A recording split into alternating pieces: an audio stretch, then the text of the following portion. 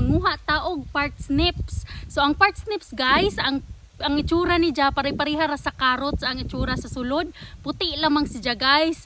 Unja ang ijahang sa ibabaw mauni.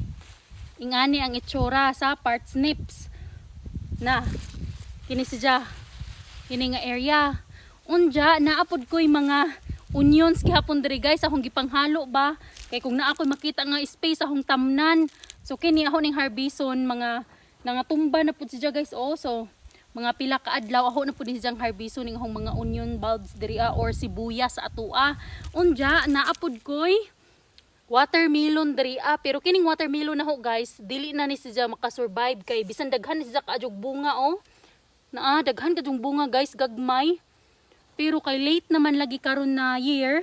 So dili na siguro na siya kanang naimudako pa mo develop nga maka-harvest pa ta guys. Pero okay ra guys at least naatay isa di